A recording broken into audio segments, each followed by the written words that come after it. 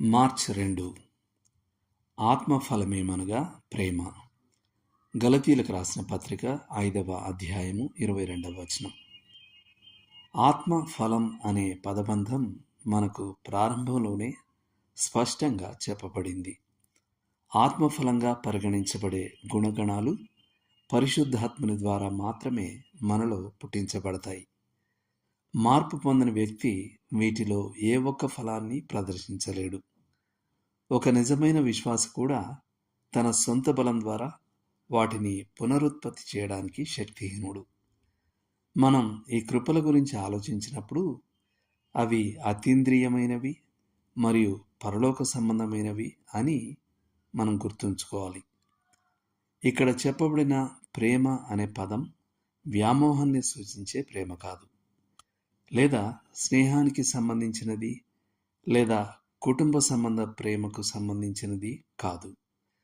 ఇది అగాపే ప్రేమ. అదే దేవుడు మనపై చూపిన ప్రేమ. అదే మనం ఇతరులపై చూపాలనుకునే ప్రేమ. ఒక ఉదాహరణ చూద్దాం. డాక్టర్ టిఈ మెక్కులీ గారు ఎడ్ మెక్కులీ వారి తండ్రి.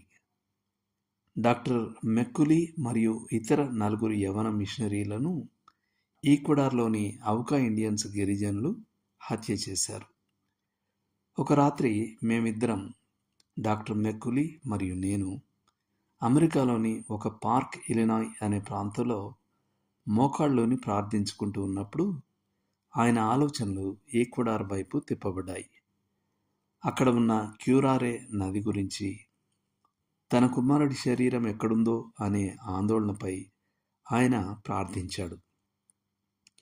ప్రభువా, నాకు కొంతకాలం జీవితం ఇవ్వు. మా కుమారులను చంపిన వారిలో ఎవరైనా రక్షణ పొందితే వారిని నేను కౌగిలించుకొని క్రీస్తు నిమిత్తమై వారిని నేను ప్రేమిస్తున్నానని చెప్పగలనుగా. మేము లేచినప్పుడు అతని బుగ్గల మీదుగా కన్నీటి ధారలు కారడం నేను చూశాను. దేవుడు ఆ ప్రేమ భరితమైన ప్రార్థనను ఆలకించాడు. కొన్ని నెలల తర్వాత ఔకా గిరిజనులో కొందరు క్రీస్తును స్వీకరించారు. డాక్టర్ మెక్కులీ తిరిగి ఈక్వెడార్కు వెళ్ళి తన కుమారుని హత్య చేసిన వారిని కలుసుకొని వారిని కౌగిలించుకొని, మీరు క్రీస్తును ప్రేమించినందుకు నేను మిమ్మల్ని ప్రేమిస్తున్నాను అని చెప్పారు. ఇదే అగాపే ప్రేమ. ఇది నిష్పక్షపాతమైనది. ఎంతటి పరిస్థితికైనా తలవంచే ప్రేమ.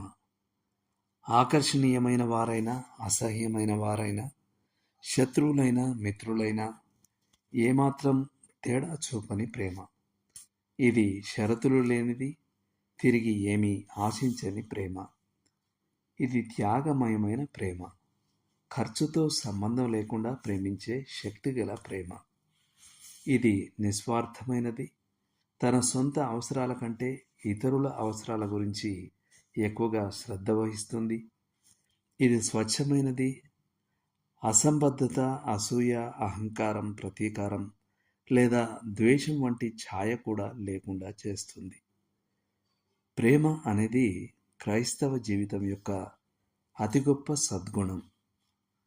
ఇది లేకుండా మన పనులన్నీ వ్యర్థమే. దేవుడు మిమ్మును దీవించును గాక. ఆమెన్.